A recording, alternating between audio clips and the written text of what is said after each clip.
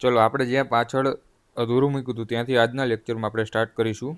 PSI mock number 3 અને એનો part 2.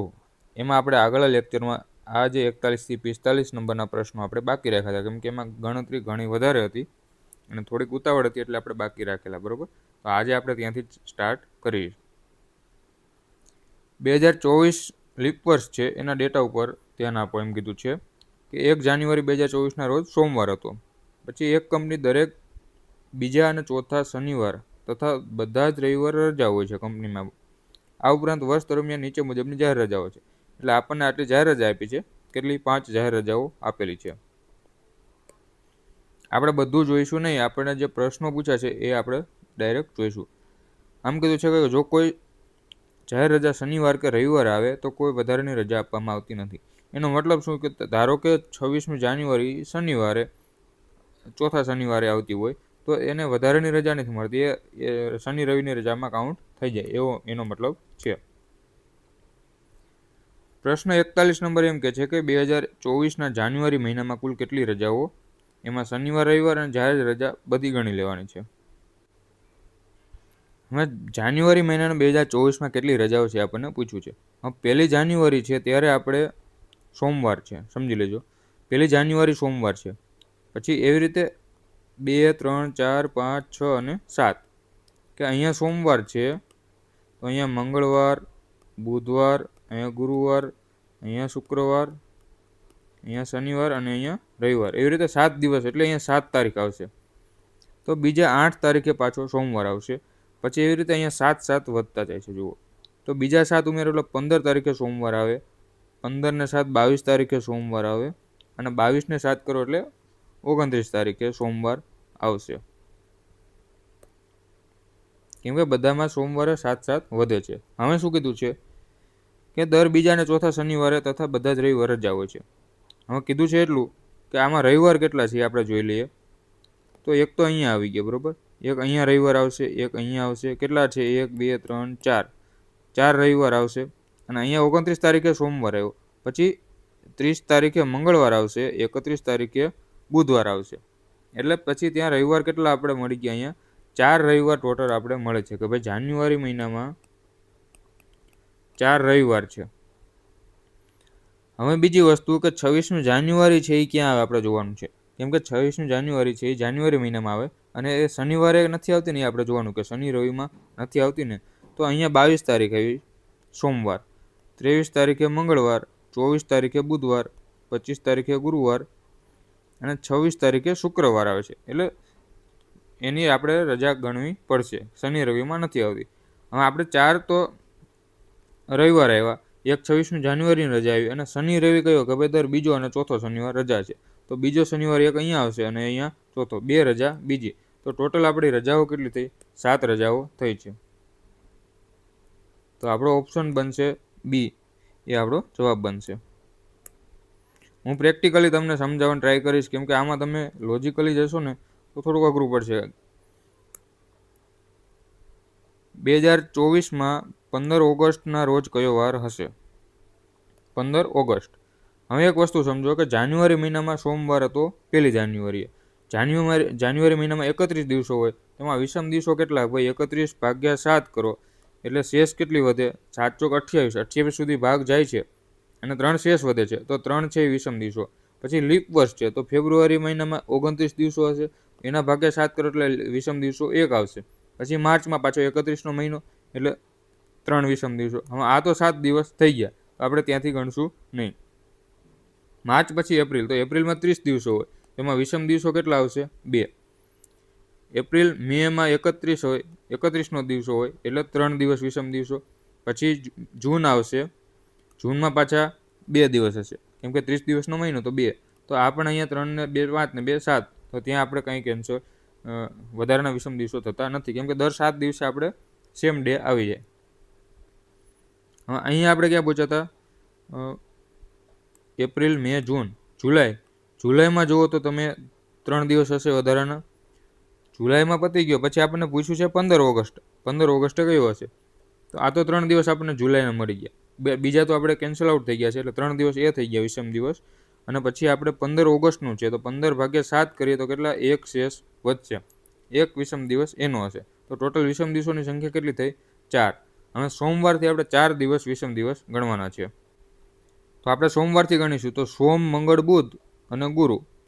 સોમ, મંગળ, બુધ અને ગુરુવાર. તો પાછો જે ચોથા દિવસ હશે કયો વાર હશે? ગુરુવાર હશે.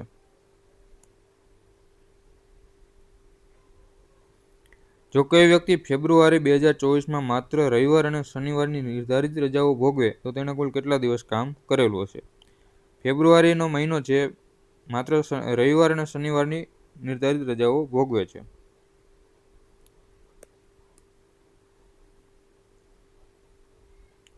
ચલો, ફેબ્રુઆરી મહિનામાં આપણને કોઈ હોળીની રજાઓ હોળીની માર્ચમાં છે, એટલે ફેબ્રુઆરી મહિનામાં આપણે કોઈ બીજી જાહેર રજા નથી.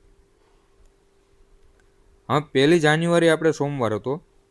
તો સોમવાર હતો 31 આપણે દિવસ, જાન્યુઆરી મહિનો 31 દિવસનો હોય, એના ભાગે 7 કર્યો એટલે કેટલા 3 વિષમ દિવસો આવ્યા. તો સોમ, મંગળ અને બુધ. બુધવાર એ આપણો શું હશે કે મહિનાનો છેલ્લો દિવસ, એટલે જાન્યુઆરી મહિનાનો છેલ્લો દિવસ આપણે બુધવારે છે. અને ફેબ્રુઆરી મહિનો ક્યાંથી સ્ટાર્ટ થશે? શુક્રવારથી આપણે ગુરુવારથી સ્ટાર્ટ થઈ જશે. ગુરુવારે 1 તારીખ હશે, પછી શુક્રવારે 2 તારીખ, શનિવારે 3 તારીખ અને રવિવાર. અક્ષર થોડાક સારા કરી દઈએ. ગુરુવાર, શુક્રવાર, શનિવાર અને રવિવાર. હવે આપણે કઈ તારીખે આવ્યો હતો? ગુરુવારે 1 તારીખ આવી હતી. ફેબ્રુઆરી મહિનાની વાત થાય છે. 2, 3 અને 4. હવે આપણે શું કર્યું? બધામાં 7 એડ કરતા જઈએ, એટલે આપણે બીજા લખવાની જરૂર નથી. 4 ને 7 આપણે એડ કરીએ તો 11 તારીખે પાછો રવિવાર આવશે. હવે 11 તારીખે રવિવાર, તો શનિવાર 10 તારીખ હશે. પછી 11 ને 7 18 તારીખે આપણો પાછો રવિવાર હશે અને 17 તારીખે શનિવાર હશે. અને 18 ને આપણે 7 કરીએ એટલે 25. તો 24 તારીખે આપણો શનિવાર હશે. હા, આ તો આપણે 25 તારીખ સુધી આવી ગયું. પછી તમે આગળ જાઓ તો 26 તારીખે શું હશે? સોમવાર આવી જશે. 27 તારીખે શું આવશે? મંગળવાર. 28 તારીખે બુધવાર અને 29 તારીખે ગુરુવાર. કેમ કે લીપ યર્સ છે તો 29 દિવસો થાય છે. આમાં પૂછ્યું છે પ્રશ્નમાં એમ કે ફેબ્રુઆરી મહિનામાં માત્ર શનિ રવિની નિર્ધારિત રજાઓ હોય તો કેટલા દિવસ રજા, કામ કેટલા દિવસ કર્યું એ પૂછ્યું છે. ટોટલ આપણે રવિવાર કેટલા થયા? 1, 2, 3 અને 4 રવિવાર થયા, અને બીજા અને ચોથા શનિવારે રજા મળે છે. તો આ 2 બીજા દિવસો વધારાના રજાના થયા, એટલે 4 ને 2 6 દિવસ એને શું કર્યું? 6 દિવસ રજા ભોગવી. હવે 29 દિવસનો મહિનો હતો, એમાં 6 દિવસની રજા ભોગવી, તો એને કેટલા દિવસ કામ કર્યું હશે? તો 29 - 6 કરો એટલે 23 દિવસ એને કામ કર્યું હશે. ચલો, 2024ના અંતિમ દિવસે કયો વાર હશે? હવે અહીંયા તમે ડાયરેક્ટ કરી દો. અહીંયા આપણે કોઈ ગણતરી વધારાની કરવાની નથી. જો લીપ યર છે એટલે 366 દિવસનો વર્ષ હશે, અને એમાં તમે જુઓ તો વિષમ દિવસો કેટલા આવશે? તો આપણે 2 વિષમ દિવસો આવે. લીપ વર્ષ હોય તો આપણે 2 વિષમ દિવસો આવે, લીપ વર્ષ ના હોય તો 1 વિષમ દિવસ આવે. આ વર્ષ આપણો લીપ વર્ષ છે એટલે 2 વિષમ દિવસ આવે, એટલે મંગળ અને બુધવાર.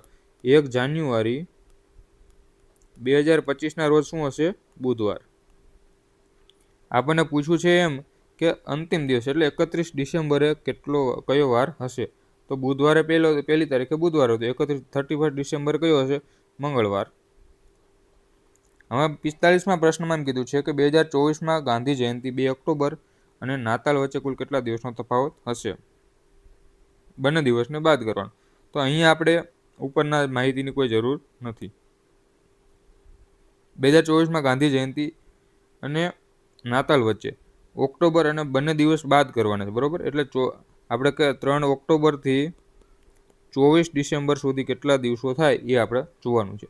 તો 3 ઓક્ટોબર 2 દિવસ આપણે કાઢી નાખ્યા. ઓક્ટોબરમાં 31નો મહિનો હોય, એમાંથી આપણે 1 અને 2 તારીખ 2 દિવસ કાઢી નાખી, તો એમાં કેટલા દિવસો થઈ ગયા?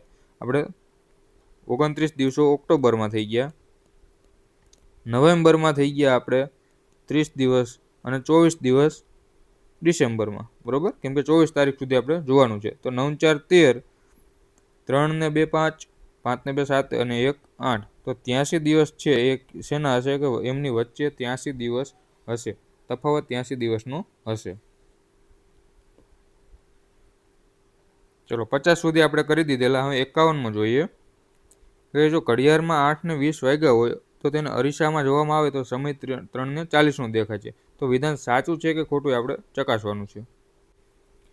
તો 8:20 વાગ્યા હોય આપણે અરીસામાં જોવા માટેનો એક ફોર્મ્યુલા છે કે એને આપણે શેમાંથી બાદ કરવા, તો ભાઈ 11, 8 અને 20 છે, તો એને આપણે શેમાંથી 11 અને 60માંથી આપણે 8 અને 20 બાદ કરી દેવાનું. આ જે છે અરીસા માટે છે કે અરીસામાં જ્યારે હોય ત્યારે આપણે આ ફોર્મ્યુલાનો યુઝ થાય છે.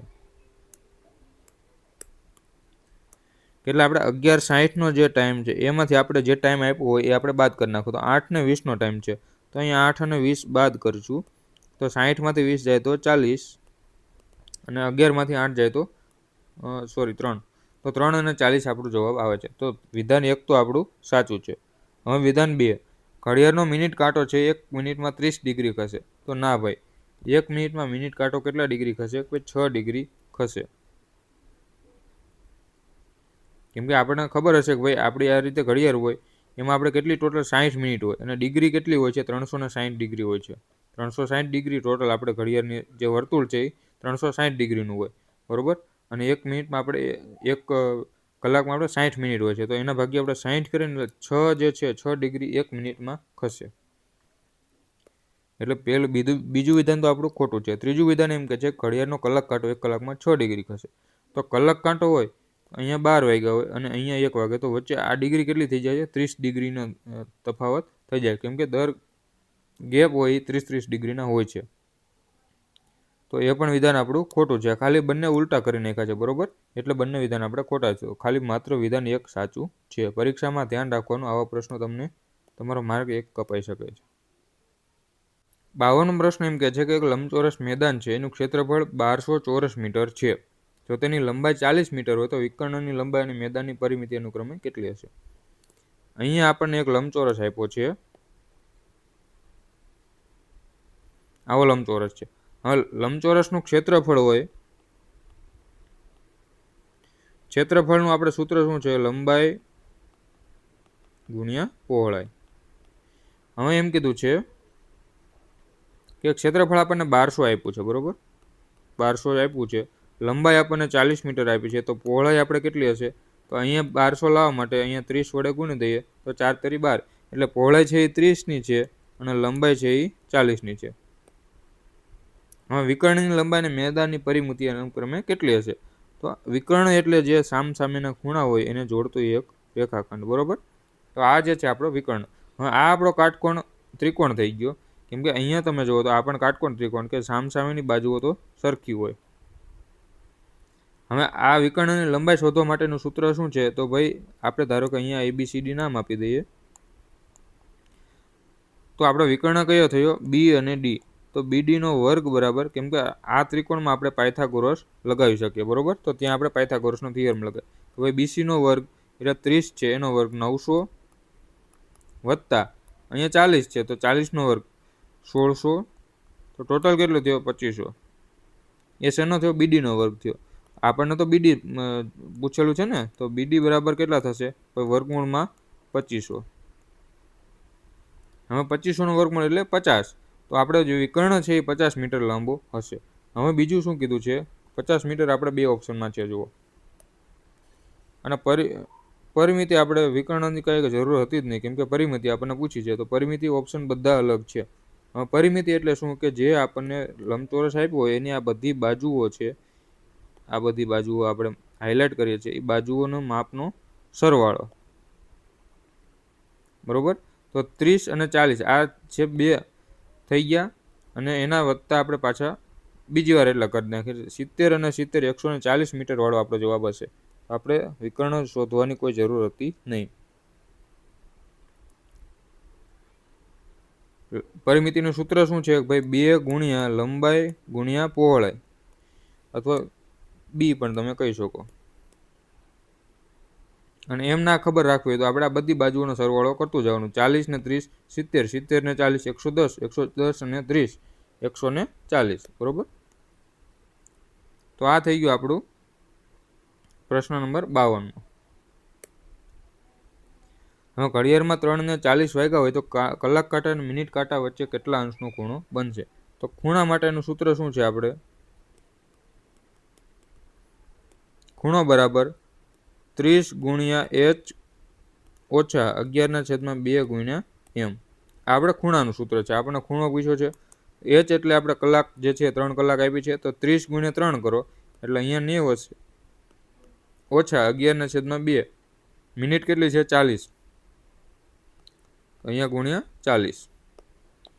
તો 90 ઓછા અહીંથી કેટલા જશે? 20 દુ 40 અને 11 દુ 220. બરાબર. આપણે માનાંકમાં શું આવશે ભાઈ? 220 માંથી આપણે 90 કાઢવાના છે, તો પહેલા 200 માંથી આપણે 20 કાઢી દઈએ એટલે 200 એ પહોંચી ગયા. એટલે 70 બીજા કાઢો એટલે 130 જે છે એ -130 આપણું માનાંકમાં આવશે. અથવા તો 22 માંથી 9 જાય તો 13 વધે. માનાંકની બહાર જાય એટલે આપણો પ્લસ થઈ જાય, તો 130 જે છે આપણો જવાબ થઈ જાય કે ભાઈ 130 નો ખૂણો હશે. જગ્યા ઓછી છે એટલે આપણે આટલામાં બધું મથા કરીએ છીએ. બરોબર. 54મો પ્રશ્ન એમ કહે છે કે 4 ને 40 વાગે કલાક કાંટા અને મિનિટ કાંટા વચ્ચે 120 ડિગ્રીનો ખૂણો હશે. 4 ને 40 છે તો પાછું આપણે સૂત્ર પાછું લાવી દઈએ એટલે આપણે બીજી માથાકૂટ નહીં. 4 ને 40 છે તો h ની જગ્યાએ આપણે શું મૂકીશું? 4. તો 4 ગુણ્યા 30 એટલે 120 ઓછા 11/2 અને m એટલે કેટલી મિનિટ છે? 40 મિનિટ. તો ગુણ્યા 40. 120 ઓછા 220. તો ખૂણો કેટલો થયો? 100 નો ખૂણો થશે, કેમ કે આપણે માઇનસની નિશાની જોવાની નથી. 120 માંથી 220 જાય તો 100. એટલે પહેલું વિધાન તો આપણું ખોટું છે. તો કાલે આપણે લેક્ચરમાં શીખવાડેલું કે ભાઈ ઓપ્શન ઉપરથી પહેલું વિધાન ખોટું આવતું હોય તો પહેલું વિધાન ગયું, આ પણ પહેલું વિધાન ગયું અને આ પણ પહેલું વિધાન ગયું. તો ડાયરેક્ટ જે છે આપણો જવાબ થઈ જશે સી.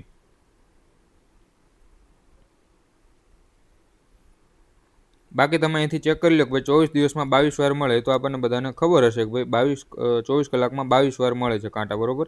અને અરીસામાં જુઓ તો અરીસામાં 9 ને 30 દેખાય ક્યારે? કે જ્યારે વાસ્તવિક સમય 2 અને 30 નો હોય. તો આપણે 11 અને 60 છે એમાંથી 2 અને 30 બાદ કરીએ તો 30 અહીંયા વધશે અને 11 માંથી 2 જાય તો 9. તો 9 ને 30 એ પણ આપણું વિધાન સાચું છે.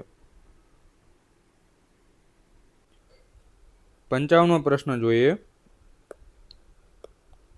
5 મિત્રો છે એ ઉત્તર દિશા તરફ મોઢું કરીને એક હરોળમાં બેઠા છે. એસ એ પી અને ટી ની વચ્ચે છે. એસ છે પી અને ટી ની વચ્ચે છે. તો આપણે પહેલા શું કીધું કે ભાઈ 5 મિત્રો છે આપણે,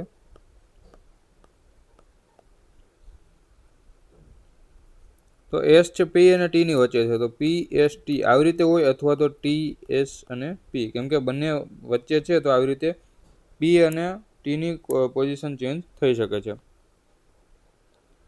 ક્યુ એ ટી ની તરફ જમણી બાજુ છે, તો ટી છે એની તરફ જમણી બાજુ ક્યુ છે. આર પી ની તરફ ડાબી બાજુ છે, તો પી છે એની તરફ ડાબી બાજુ આર છે. તો મધ્યમાં કોણ બેઠું હશે? હવે એક વસ્તુ તમે જુઓ કે અહીંયા ટી છે એની તરફ જમણી બાજુ ક્યુ આવવો જોઈએ, તો પહેલામાં તો આવતો નથી.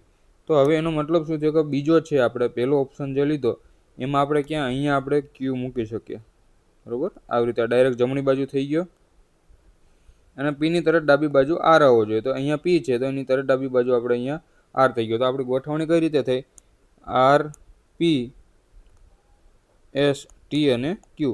તો ડાયરેક્ટ આપણી ગોઠવણી થઈ ગઈ છે. 1 માર્કનો છે એટલે શોર્ટમાં થઈ ગયું. હવે મધ્યમાં કોણ બેઠું છે એ પૂછ્યું છે, તો મધ્યમાં આપણો કોણ બેઠું છે? એસ.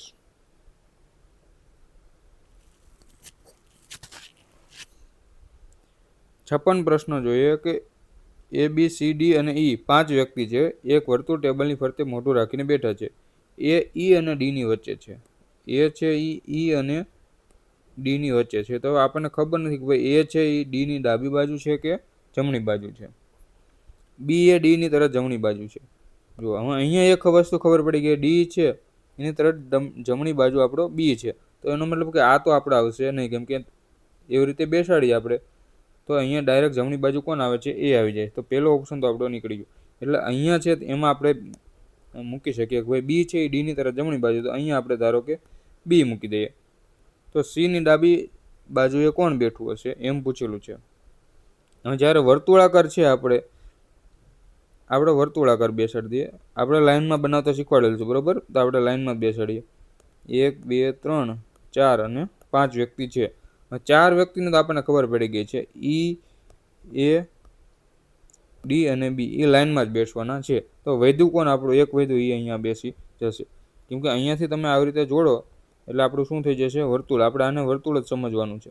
અહીંયા એમ કીધું હોય કે ઈની ડાબી બાજુ, તો આ જે છે એ અંદર જોવે છે, તો એની ડાબી બાજુ કઈ થશે? હા, તો એની ડાબી બાજુ પેલો સી બેઠો છે.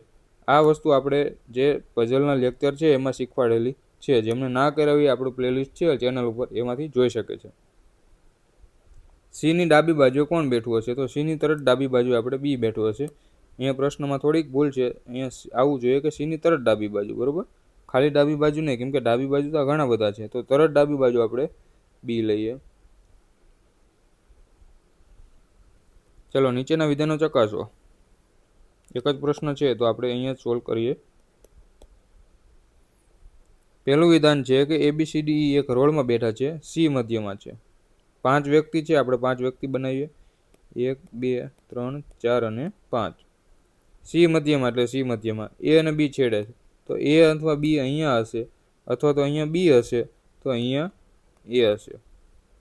સી ની આજુબાજુ ડી અને ઈ હશે, કાં તો ડી અહીંયા હશે અને ઈ અહીંયા હશે, કાં તો ઈ અહીંયા હશે અને કાં તો ડી અહીંયા હશે. જો ઉત્તર તરફ મોટું હોય તો જમણી બાજુ એટલે પૂર્વ તરફની દિશા ગણાય. નીચેના બેઠક વ્યવસ્થાના સંદર્ભે સી મધ્યમાં છે, એ અને બી છેડે છે, તો સી ની બાજુ. અચ્છા, છેલ્લે આપણને કન્ડિશન એમ આપી છે કે તો સી ની બાજુમાં ડી અને ઈ હશે, બરોબર? આપણને એમ પૂછ્યું છે કે ભાઈ આ રીતે હોય બેઠક વ્યવસ્થા, કે ભાઈ એ અને બી છેડા હોય અને સી મધ્યમાં હોય, તો સી અને ડી સીની બાજુમાં ડી અને ઈ હશે. તો એ વાત સાચી જ છે. જુઓ અહીંયા જુઓ, એને બી આપણે છેડે લઈ લઈએ તો સીની બાજુમાં ઈ અથવા ડી હોઈ શકે. તો પહેલું વિધાન તો આપણું સાચું છે. હવે બીજું વિધાન શું કહે છે કે જો ઉત્તર તરફ મોટું હોય, ધારો કે આપણે અહીંયા ઉત્તર તરફ મોટું કરીને બેઠો માણસ, તો તેની જમણી બાજુ એટલે પૂર્વ દિશા ગણાય. તો આપણે જે આ દિશાઓનું છે કે અહીંયા ઉત્તર હોય, અહીંયા દક્ષિણ હોય, તો અહીંયા જે છે એ પૂર્વ, અને ઉત્તર તરફ મોટું હોય તો એની જમણી બાજુ આ બાજુ થાય. એ કઈ બાજુ કહેવાય? પૂર્વ દિશા. તો બીજું પણ વિધાન સાચું છે.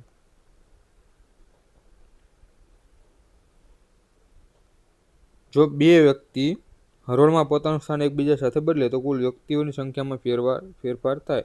તો એ વસ્તુ તો ખોટી છે, બરોબર? કેમ કે ધારો કે અહીંયા 5 વ્યક્તિ છે, 5 વ્યક્તિ છે. હવે આ બે એકબીજાનું પોઝિશન બદલાઈ નાખે. આ અહીંયા બી છે, અહીંયા એ છે, એ બદલાવીને અહીંયા બી અહીંયા આવી જાય અને એ અહીંયા, તો વ્યક્તિઓની સંખ્યામાં કાંઈ ફેરફાર થાય? તો ના થાય. એટલે આપણે ત્રીજું વિધાન પણ ખોટું છે, કેમ કે એમ કીધું છે કે સંખ્યામાં ફેરફાર થાય છે, પણ ફેરફાર થતો નથી. તો ત્રીજું વિધાન ખોટું છે. ખાલી બીજું અને પહેલું સાચું છે. 5 મિત્રોમાં એ બી કરતાં ઊંચો છે પણ સી કરતાં નીચો છે. એ છે એ બી કરતાં ઊંચો છે, તો બી પહેલાં એ હશે. આપણે આવી રીતે ગોઠવતા શીખીએ, બરોબર? પણ સી કરતાં નીચો છે. કોણ? કે એ જે છે એ બી કરતાં ઊંચો છે પણ સી કરતાં નીચો, તો સી ની નીચે આપણે એ આવશે. હવે ડી ઈ કરતાં ઊંચો છે, સોરી, ડી ઈ કરતાં નીચો છે, એટલે ઈની નીચે ક્યાંક ડી હશે. પછી શું થયું? પણ બી કરતાં ઊંચો છે, તો બી કરતાં ઊંચો છે, તો આવી રીતે હશે. ઈ, ડી અને બી કરતાં ઊંચો છે, આવી રીતે. જો સી સૌથી ઊંચો હોય એટલે સી આપણો સૌથી ઊંચો હોય, તો સૌથી નીચું કોણ હશે? તો સૌથી નીચે આપણે ટોટલ 5 વ્યક્તિ છે, બરોબર? હવે સીની નીચે એ અને બી છે. બીજી વસ્તુ કે બી ઉપર છે, બીની ઉપર ઈ અને ડી છે. તો ઈ અને ડી આપણને પોઝિશન આપણને ખબર નથી, તો આવી રીતે બનશે. 5 વ્યક્તિ છે,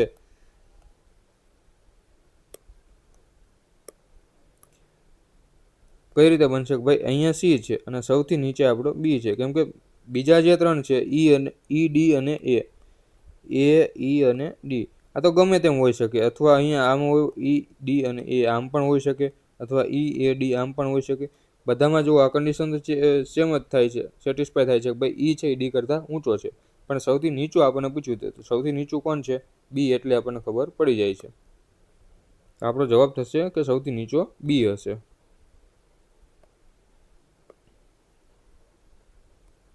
અને ડાયરેક્ટ તમારે બનાવવાની જરૂર નથી, ડાયરેક્ટ ખબર પડે કે અહીંયા બીની ઉપર 3 વ્યક્તિ છે, અહીંયા 2 વ્યક્તિ છે, અને અહીંયા બીની ઉપર 2 વ્યક્તિ અહીંયા પણ છે.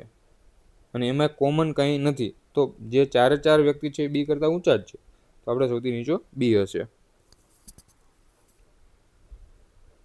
હવે 50 બાળકોની હરોળ છે, એમાં અમિત જમણી બાજુ 20મા ક્રમે છે. અમિત જમણી બાજુથી 20મા ક્રમે છે, એટલે અહીંયા કંઈક અમિત હશે એ જમણી બાજુથી. આપણી આ હરોળ હોય તો આ છે આપણી હંમેશા જમણી બાજુ હશે અને આ હંમેશા આપણી ડાબી બાજુ હશે, બરોબર. તો જમણી બાજુથી 20મા ક્રમે એટલે આ બાજુથી 20મા ક્રમે કોણ છે? અમિત. તો એની પહેલા કેટલા વ્યક્તિ હશે? 19 વ્યક્તિઓ હશે અમિત પહેલા, બરોબર. હવે જો તે ડાબી બાજુ 5 સ્થાન ખસે છે, એટલે આપણે અહીંયા થોડુંક લાઈન બનાવીને કરાવીએ કે ભાઈ અહીંયા પહેલા અમિત છે, અહીંયા કેટલા છે ટોટલ? એની પાછળ 19 વ્યક્તિ છે. હવે ડાબી બાજુ 5 સ્થાન ખસે છે. આપણે તો આ બાજુ બેઠો છે ડાબી બાજુ, એટલે અહીંયા 5 સ્થાન ખસે છે. તો 1 2 3 4, 1 2 3 4 અને 5, એટલે અહીંયા એ આવી જાય છે, બરોબર. તો હવે તેનો ડાબી બાજુથી ક્રમ કયો હશે? હવે એ અહીંયા આવી ગયો, અહીંયા તો 20મો ક્રમ હતો, આ થઈ ગયો 21 22 23 24 અને 25, તો આ થઈ ગયો એનો 25મો ક્રમ. હવે ટોટલ 50 બાળકો હતા, સમજો. આ એનો 25મો ક્રમ થઈ ગયો. તો અહીંયા સુધી 25માં આ બાજુથી આપણે જોઈએ તો અહીંયા સુધી કેટલા થઈ ગયા? 25, અને ટોટલ આપણે 50 હતા, તો અહીંયાથી આ બાજુ કેટલા હશે?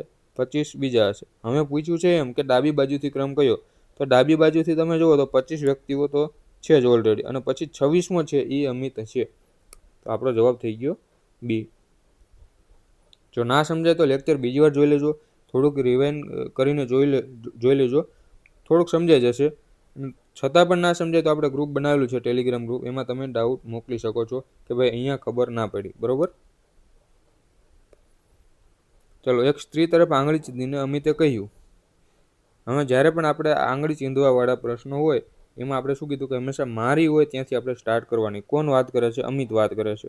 અમિત વાત કરે છે અને મારીથી, તેના પતિની માતા એ મારી પત્નીની સાસુ છે. હા, અમિતની પત્ની છે અહીંયા, એની સાસુ એટલે અમિતની માતા થશે, એટલે અમિતની શું થશે? માતા. અક્ષર આજ ખરાબ થાય છે. અહીંયા એની માતા હશે, બરોબર. હવે શું કીધું છે? આંગળી તરફ ચીંધીને એક સ્ત્રી તરફ આંગળી ચીંધે છે અમિત, અને પછી એમ કહે છે કે તેના પતિની માતા એ મારી પત્નીની સાસુ છે. હવે અમિતની પત્ની છે, એની સાસુ એટલે અમિતની માતા થઈ હશે. હવે એ કોણ છે? તેના પતિની માતા કોઈ સ્ત્રી છે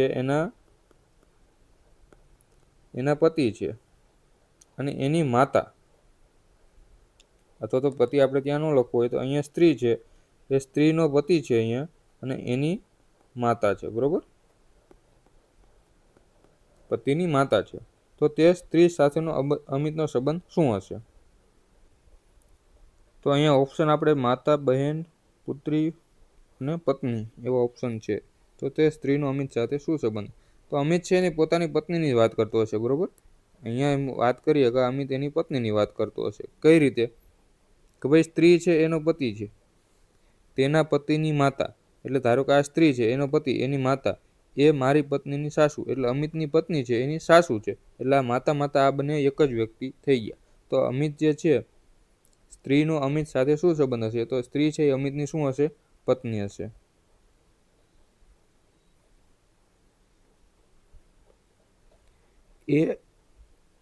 જો એ બી નો ભાઈ છે, સી એના પિતા છે, એ છે એ બી નો ભાઈ છે, તો એ અને બી બંને શું છે? આપણે ભાઈ માની લઈએ. પછી એમ કીધું કે સી એના પિતા છે, તો એના પિતા કોણ છે? સી. ડી એ ઈ નો ભાઈ છે, અને ઈ એ બી ની પુત્રી છે, તો બી છે એની પુત્રી કોણ છે? ઈ.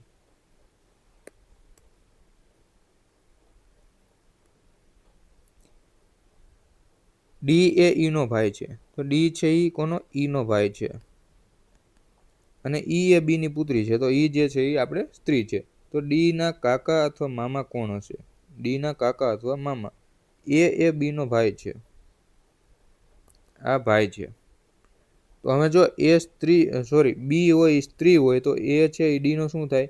મામા થઈ જશે. અથવા એ બી પુરુષ હોય તો એ શું થશે? એ એનો કાકા થશે. તો આપણે અહીંયા પડતી નથી કે ભાઈ કોણ છે, અથવા અહીંયા આપણને એમ કીધું કે ડીના કાકા અથવા મામા કોણ હશે, તો એ આપણને ખબર પડે કે ભાઈ કાં તો કાકા હશે અને કાં તો મામા. તો આપણો જવાબ આવશે એ.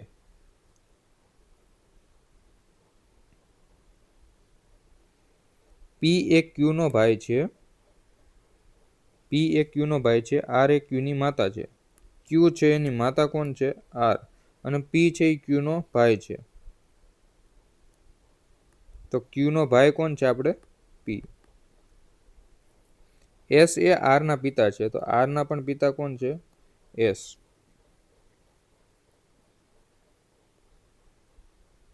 પ્રશ્ન શું છે? અચ્છા, હજી બાકી છે. ટી એ એસની માતા છે. એસ છે એની માતા ટી છે.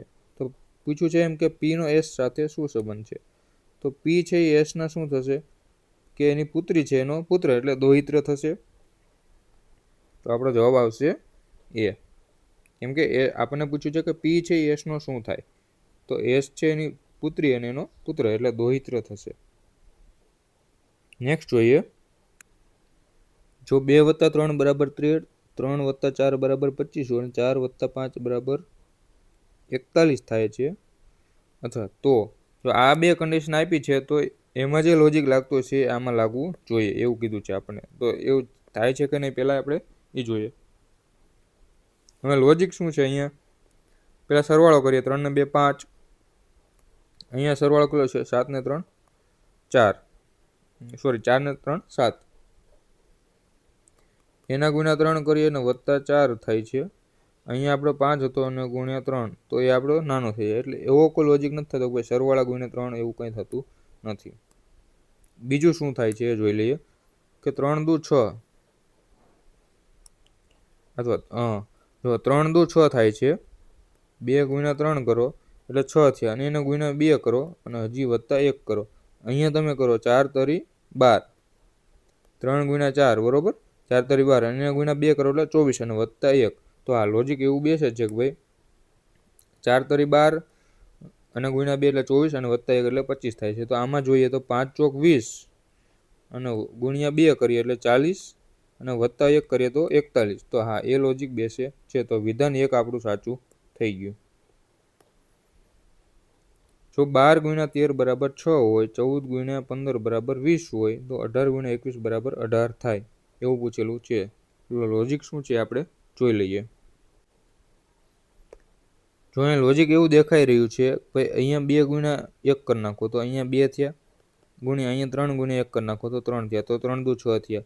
અહીંયા જુઓ તો 4 થયા અને અહીંયા ગુણાકાર 5 થયો, તો 4 × 5 20 થઈ ગયા. તો એવી જ રીતે અહીંયા જઈએ તો 1 × 8 એટલે 8 અને ગુણ્યા 2 × 1 એટલે 2. તો અહીંયા જ આવવું જોઈએ 16, પણ આપ્યું છે 18. તો આપણો જવાબ શું આવશે? ભાઈ ખાલી બીજું વિધાન તો ખોટું છે. તો માત્ર એક છે વિધાન એ સાચું છે. નેક્સ્ટમાં આપણે જોઈએ 64માં આપણે મેથડ શીખવાડેલી છે કે ભાઈ ક્યાંથી ક્યાં જવાનું છે. જ્યાંથી પાંખડા હોય ત્યાંથી આપણે એરો મારી દેવાનો. આરથી આપણે પી જવાનું છે. તો અહીંયા આર અને પી અહીંયા છે, બરોબર. તો અહીંયા એક વચ્ચે ગ્રેટર આવી જાય છે, એટલે પહેલું વિધાન તો નિષ્કર્ષ સાચું છે. પછી શું કીધું છે? એસથી પી જવાનું છે આપણે, આવી રીતે એસથી પી સુધી જવાનું. તો એસ અને પી અહીંયા છે, ત્યાં સુધી જઈએ તો ક્યાંય એ આપણી નિશાની બદલાતી નથી. તો વિધાન 2 પણ આપણું સાચું છે. તો બંને વિધાન અનુસરે છે.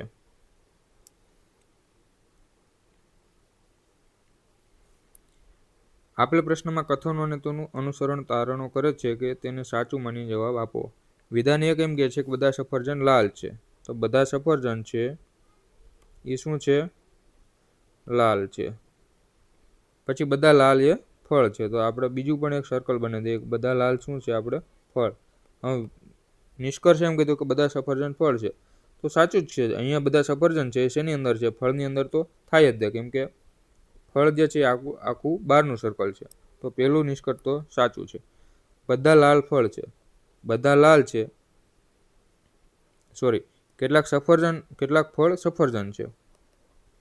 તો એ પણ સાચું છે કે ભાઈ આ જે કેટલાક ફળ છે, આ ફળ આપણું કયું છે કે ભાઈ આ આખો હિસ્સો ફળનો છે, બરોબર. એ અંદર સર્કલ જે બનાવી એના અંદર જે આવતું એ આખું ફળ છે. તો એમાં કંઈક કેટલાક ફળ છે એ સફરજન તો છે જ. તો વિધાન 2 પણ આપણું સાચું છે. તો બંને વિધાન અનુસરે છે. કેટલીક પેન છે એ પેન્સિલ છે, તો પેન છે આપણે વેન ડાયાગ્રામ સાવ સિમ્પલ બનાવવાની ટ્રાય કરવાની. એ શું છે, કેટલીક પેન છે એ પેન્સિલ છે, એટલે જ્યાં આ બંને ક્રોસ થતા હોય ને અહીંયા આપણે લખી દઈએ પેન્સિલ. જગ્યાનો અભાવ છે, બાકી તમને ફિગરો મસ્ત સમજાવી દઉં. પછી બધી પેન્સિલ રબર એમ કીધું છે ને, તો ચલો આપણી થઈ ગઈ પેન્સિલ થઈ ગઈ, આપણી થઈ ગઈ પેન. અને પછી એમ કીધું બધી પેન્સિલ છે એ રબર છે, તો પેન્સિલ છે એ બધી આપણે રબરમાં આવવી જોઈએ. તો અહીંયાથી આપણે શું કરીએ કે ભાઈ રબર બનાવી દઈએ. બધી પેન્સિલ છે એ રબરમાં આવવી જોઈએ. હવે તારણ એમ કે છે કે કેટલીક પેન રબર છે, તો એ વિધાન જોઈ લઈએ આપણે. કેટલીક પેન રબર છે, તો હા આ પેનનો ભાગ જુઓ તમે, આ ભાગ છે એ તો રબરમાં છે, બરોબર. તો પેલું વિધાન તો સાચું છે. પછી કોઈ પેન રબર નથી, તો એ તો ખોટું જ પડે ને, કેમ કેટલીક પેન છે એ રબર તો છે જ તે. તો કોઈ પેન રબર નથી એવું તો બને નહીં, એટલે ખાલી વિધાન એક અનુસરે છે. બધી કાર છે એ બસ છે, તો બધી કાર છે એ શું છે, આપણે બધી કાર છે એ બસ છે. પછી એમ કીધું બધી ટ્રેન છે એ બસ છે, તો ટ્રેન પણ બધી બસમાં આવશે. તો આ આપણે બધી ટ્રેન છે. કાર અને ટ્રેનનો આપણને ડાયરેક્ટ ખબર નથી, પણ ખાલી એટલું ખબર છે કે બધી ટ્રેન છે એ બસ છે, તો બસની અંદર બધી ટ્રેન આવી જોઈએ. હવે બસ કઈ થશે, ભાઈ બસ છે આ મોટું સર્કલ છે એ આપણું બસનું છે, બરોબર. હવે એમ કીધું છે નિષ્કર્ષ એમ કે બધી કાર ટ્રેન છે, તો અહીંયા કાર અને ટ્રેન વચ્ચે આપણને કાંઈ સંબંધ ખબર નથી. આ બે વિધાન આપ્યા છે એમાં આપણને કાંઈ ખબર નથી પડતી કે ભાઈ બધી કાર ટ્રેન છે કે શું છે. તો જ્યારે પણ કાંઈ સંબંધ ના હોય ત્યારે આપણે વિધાન ખોટું પડે હંમેશા. તો પહેલું વિધાન છે આપણું ખોટું છે. પછી કેટલીક બસ કાર છે, તો કેટલીક બસ છે એ કાર છે, તો સાચું છે કે આ જે છે કેટલીક બસ છે એ કારમાં તો છે જ, તો બીજું વિધાન સાચું છે. તો માત્ર નિષ્કર્ષ 2 અનુસરે છે. ક્રમ કસોટી સંદર્ભે નીચેના વિધાનો ચકાસો. એ ડાબેથી 10મો અને જમણેથી 15મો છે. સોરી, બી એ ડાબેથી 10મો, એટલે અહીંયા આપણો એ છે એ ડાબેથી 10મો છે, બરોબર. તો અહીંયા અગાઉ કેટલા હશે ભાઈ, અહીંયા 9 હશે. પછી બી જમણેથી 15મો છે, તો બી આપણે જમણી બાજુથી અહીંયા બી 15મો છે, તો એની પહેલા કેટલા હશે, 14 વ્યક્તિઓ આ બાજુ હશે. સ્થાન બદલતા એ ડાબેથી 18મો થાય, એટલે આ 15મો તો એ હવે અહીંયા આવી જાય છે. સ્થાન બદલવાનો મતલબ શું કે ભાઈ એ અહીંયા આવી જાય અને બી છે એ અહીંયા આવી જાય છે. તો એ અહીંયા આવી જાય તો ડાબેથી 18મો થઈ જાય છે, બરોબર. હવે આ ડાબેથી 18મો થઈ જતો હોય તો એની પહેલા કેટલા વ્યક્તિઓ હોય, 17 વ્યક્તિ હશે. હવે 10 વ્યક્તિ તો અહીંયા સુધી આવી ગયા જુઓ, બરોબર. 17 વ્યક્તિ હતા એમાં 10 તો આવી ગયા, તો વચ્ચે કેટલા બેઠા હોય, 7 વ્યક્તિ હશે. તો હવે એમ કીધું છે કે હરોળમાં કેટલા 32 વ્યક્તિઓ છે કે નહીં આપણે જોઈ લઈએ. તો અહીંથી અહીંયા આપણે કેટલા 17 વ્યક્તિ તો ખબર પડી ગઈ. તો અહીંથી અહીંયા કેટલા હશે, આ 18મો થઈ ગયો તો 18 તો આપણે અહીંયા સુધી ખબર પડી ગઈ, ત્યાંથી આપણે આગળ જોવાની જરૂર નથી. 18 અહીંયા છે અને પાછળ કેટલા છે આપણે અહીંયા ઓલરેડી લખેલું છે, ભાઈ પાછળ 14 છે. તો 18 અને 14 સરવાળો કરે એટલે 32 થઈ જાય છે. તો માત્ર વિધાન એક તો આપણું સાચું છે. હા, જો મધ્યમાં બેઠેલી વ્યક્તિનો ક્રમ 10મો હોય,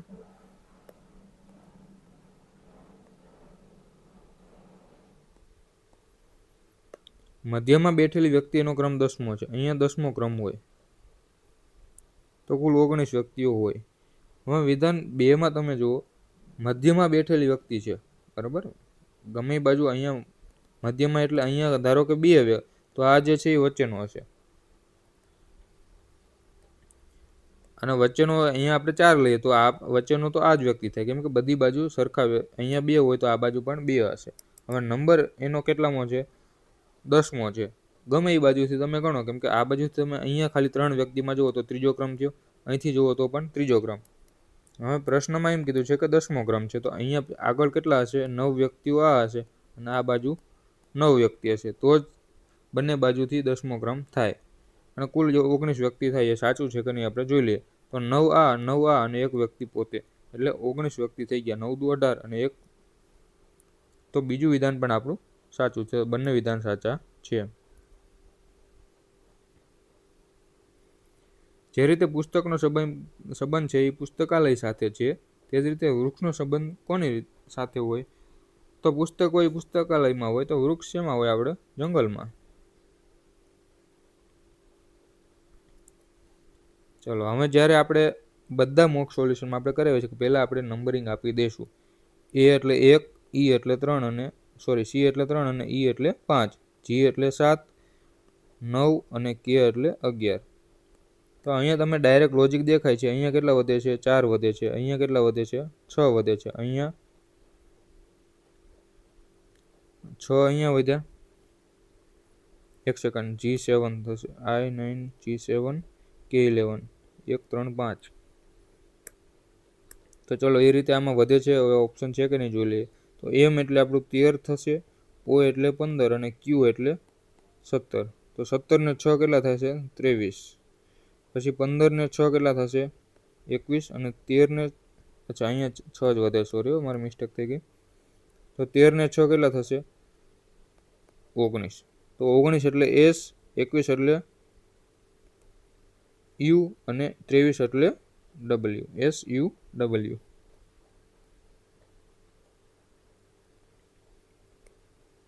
સી આપણો જવાબ થઈ જશે. બરોબર.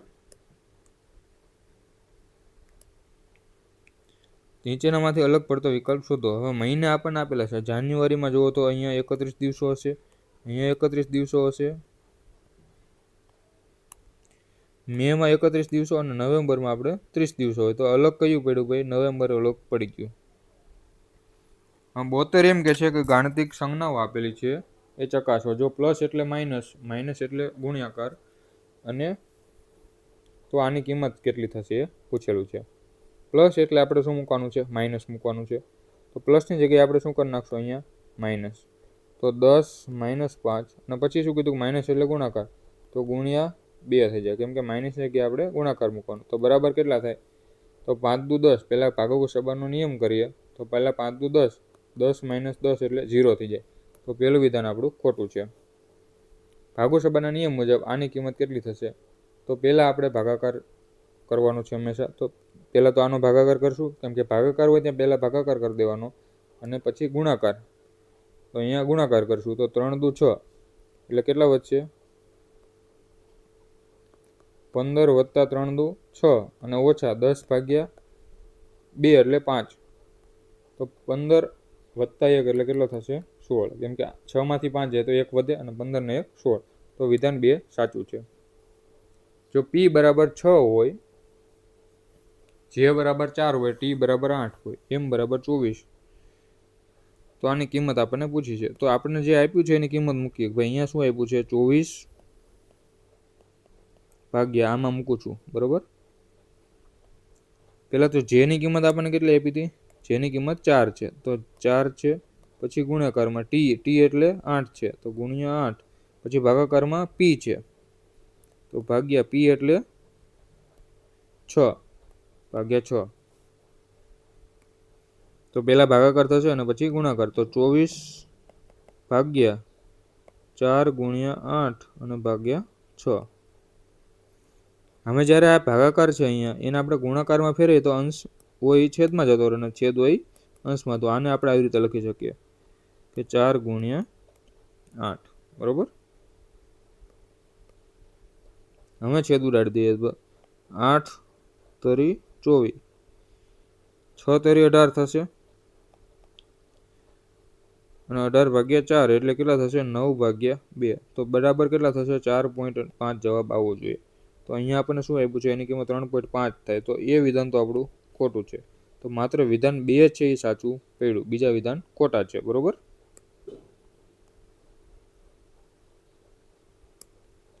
નેક્સ્ટ જોઈએ. નીચે આપેલ શ્રેણીઓ ચકાસો અને યોગ્ય ઉત્તર આપો. શ્રેણી આપી છે 7, 14, 28, 56, 112. હવે પછીનું પદ 224 આવશે. તો અહીંયા ગુણ્યા 2 થાય છે, અહીંયા ગુણ્યા 2 થાય છે, ગુણ્યા 2 ગુણ્યા 2. 112 ગુણ્યા 2 કરો એટલે 224. તો એ જ તો સાચું છે.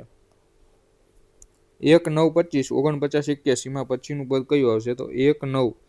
9 એટલે 3 નો વર્ગ છે, અહીંયા 5 નો વર્ગ છે, અહીંયા 7 નો વર્ગ છે, અહીંયા 9 નો વર્ગ છે, અને 1 એટલે 1 નો વર્ગ. તો એકી સંખ્યાઓનો વર્ગ છે એ આપેલો છે સિરીઝમાં. તો હવે 11 નો વર્ગ આવશે. તો એનું પછીનું પદ 121 આવશે. તો એ પણ વિધાન આપણું સાચું છે. ચલો ઓપ્શનમાં જોઈએ તો 1 અને 2 બધામાં આ તો નીકળી જશે, કેમ કે 1 તો બધામાં છે ઓપ્શનમાં, બરોબર, બીમાં નથી. તો આપણે ત્રીજું વિધાન પણ જોઈ લઈએ. 10, 18, 28, 40, 54. હવે આમાં જુઓ તો ગુણાકાર નથી થતો. અહીંયા તફાવત આપણે નજીક જે વધતા હોય ત્યારે આપણે તફાવત લઈ લઈશું. અહીંયા 8 વધ્યા છે, અહીંયા 10 વધ્યા છે, 18 ને 10 28, અહીંયા 12 વધ્યા છે, અહીંયા 14 વધ્યા છે. તો જુઓ અહીંયા 8 વધ્યા, 10, 12, બેકી સંખ્યામાં વધારો થાય છે. તો હવે કેટલા આપણે 16 વધારશું, તો 54 ને 16 કેટલા થશે? 54 વત્તા 16 કરો એટલે 70 થશે. પણ અહીંયા આપણને 72 આપ્યું, તો ત્રીજું વિધાન ખોટું છે. તો એ જવાબ છે એ આપણો સાચો બનશે. આ કોઈ સાંકેતિક ભાષા છે, એમાં મંકીને આપણે શું આપ્યું છે? આ કોડ આપ્યો છે, મંકી માટે આ કોડ છે. તો ટાઈગરનો કોડ શું હશે? તો પહેલાં આપણે નંબરિંગ આપવાની સિસ્ટમ છે. નંબરિંગ આપીએ. એમ એટલે 13, ઓ એટલે 15, એન એટલે 14, કે એટલે 11, ઈ એટલે 5 અને વાય એટલે 25.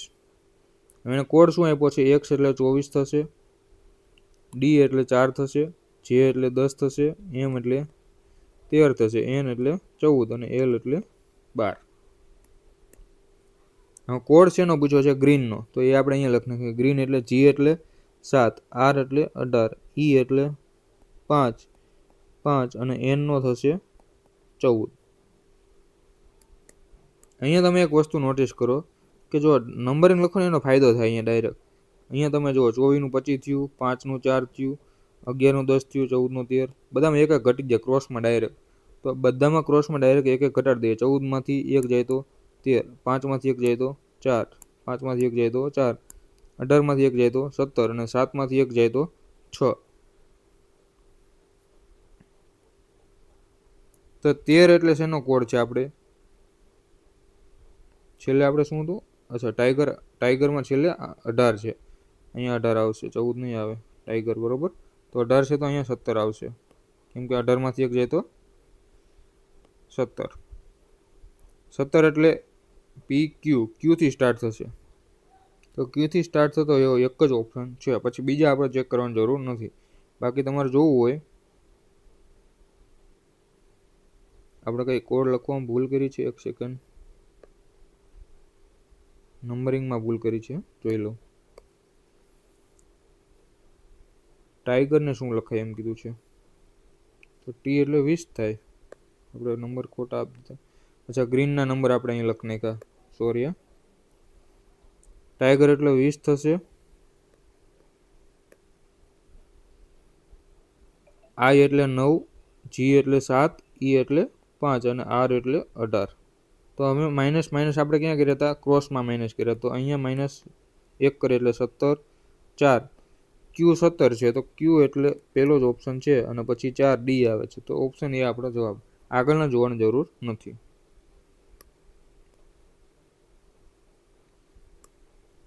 ચલો, રેડ છે એને કઈ રીતે લખાય છે? રેડ એટલે આપણે આર નું 18 થશે, ઈ નો 5 થશે અને ડી નો 4. તો એનો કોડ આપ્યો છે 6, 7 અને 20. નંબરિંગ મેં શું કામ આપ્યું એનો મતલબ તમે જુઓ, ડાયરેક્ટ અહીંયા 2 વધે છે, અહીંયા 2 વધે અને અહીંયા 2 વધે. તો ગ્રીનમાં પણ આપણે શું કરશું કે ક્રોસમાં 2 વધારતા જઈશું. પાછળથી સ્ટાર્ટ કરીએ. એન એટલે 14 છે, એન એટલે 14, તો 14 વત્તા 2 કરીએ એટલે 14 ને 2 16. તો પેલો આપણો કોડ હશે 16, તો આ આપણો કેન્સલ થઈ ગયો. હવે ઈ એટલે 2 ઈ છે, તો બંનેમાં આપણે 2 ક્રોસમાં ઉમેરીએ, કેમ કે અહીંયા જો 2 ઉમેરાય છે, તો ઈનો મતલબ 5 થાય અને આનો પણ 5. તો 2 વાર 7 7 આવશે. તો અહીંયા આપણો આ ઓપ્શન પણ કેન્સલ થઈ ગયો. તો કાં તો એ અથવા કાં તો ડી હશે. હવે આર છે, આર 18 નો મતલબ શું થઈ ગયો કે એમાંથી આપણે કેટલા ઉમેરવાના છે? 2 ઉમેરવાના છે. તો પછી 18 પછી શું આવશે? 20. તો એવો ઓપ્શન આપણે ઓપ્શન ડી છે, એક જ છે. આ ઓપ્શન નીકળી જશે. તો આપણો જવાબ થઈ જશે 16, 7, 7, 20 અને છેલ્લે 7 છે, તો એને 2 ઉમેરીએ તો 9. સ્કાય ઇઝ બ્લુ ને આવી રીતે કોડ આપેલો છે. પછી બ્લુ લુક્સ ગુડ ને આવી રીતે કોડ આપ્યો છે. તો બ્લુ માટે કયો કોડ હશે? તો બંનેમાં જે કોમન હશે આપણે કોડ હશે. તો સ્કાય ઇઝ બ્લુ, અહીંયા બ્લુ છે, અહીંયા બ્લુ છે, બીજું કંઈ કોમન છે બંનેમાં? તો નથી. તો બંનેમાં કોમન હોય આપણો જવાબ હશે. અહીંયા યલો છે, અહીંયા યલો છે, યલો આપણો જવાબ છે. A બરાબર 2, B બરાબર 4, C બરાબર 6 હોય તો ડોગનો કુલ સરવાળો કેટલો થાય? હવે અહીંયા જુઓ તમે, એનો જે પ્લેસ વેલ્યુ છે ABCD પ્રમાણે એ 1 છે, 1ના ડબલ થઈ ગયા. અહીંયા 2 છે તો એના ડબલ થઈ ગયા. અહીંયા 3 છે, C એટલે 3 તો એના ડબલ થઈ ગયા. તો આમાંનો સરવાળો પૂછ્યો આપણે ડોગનો, બરાબર. તો 4 છે તો એના થશે 8, 15 છે તો એના થશે 30, અને G7 છે તો 7ના થશે 14 એટલે 14 થશે. તો 8 ને 4 12 એટલે આ થઈ ગયા 22 અને 30 બીજા, 30 + 22 એટલે 52 જે છે આપણો સરવાળો થશે. જો વોટરને ફૂડ કહેવાય, ફૂડને ટ્રી કહેવાય અને ટ્રીને સ્કાય કહેવાય, તો ફળ શેના ઉપર ઉગે? તો ફળ આપણે શેના ઉપર ઉગે? ઝાડ ઉપર ઉગે. અને ઝાડ ઉપર ઉગે તો ટ્રીને આપણે શું કહીએ છીએ? ટ્રીને આપણે સ્કાય કહીએ છીએ. તો આપણો જવાબ આવશે સ્કાય. આમાં બીજું કંઈ જ કરવાનું નથી. છેલ્લે આ જોવાનું કે ભાઈ શું આપેલું છે, બીજા કોડ આપણે જોવાની કોઈ જરૂર નથી.